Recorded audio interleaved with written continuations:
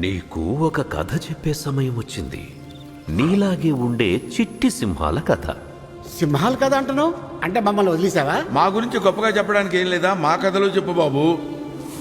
పుట్టుకతో అన్నదమ్ములు కాకపోయినా ముఫాసా, స్కార్ అనే పేరుతో పిలువబడే యువరాజు టాకాల కథ ఇది. హే, నీ పేరేంటి?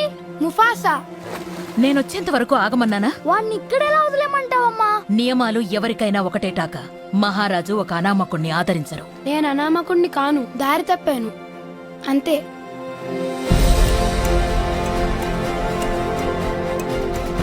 బయట వాడెప్పుడు పగవాడే దూరం పెట్టాలి. టాకానే మన కాబోయే రాజు. రాజవంశాన్ని మనం కాపాడుకోవాలి. కానీ నాన్న, నేను ముఫాసాని కాపాడాను.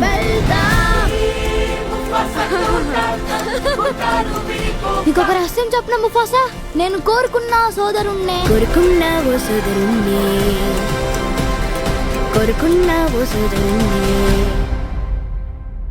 అప్పుడప్పుడు ఈ చల్లని గాలి నా ఇంటి నుంచి వచ్చే జ్ఞాపకాల్ని గుర్తు చేస్తున్నట్టు అనిపిస్తుంది.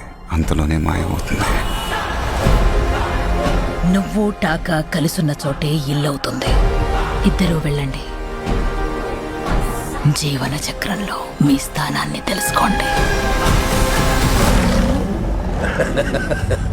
ఆ చక్రం ఇప్పుడు ముక్కలయ్యింది. ఇక ఈ అడవికి ఒకడే రాజు, అది నేనే. ముఫాసా, పారిపో!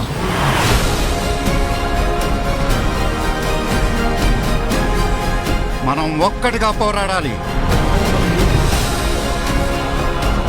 పోరాడితే పోతాం. మీ సావు మీరు సావక నన్నెందుకు లాక్కొచ్చారా బాబు? నేనుండగా నీకేం కాదు టాకా, భయపడకు. ముఫాసా!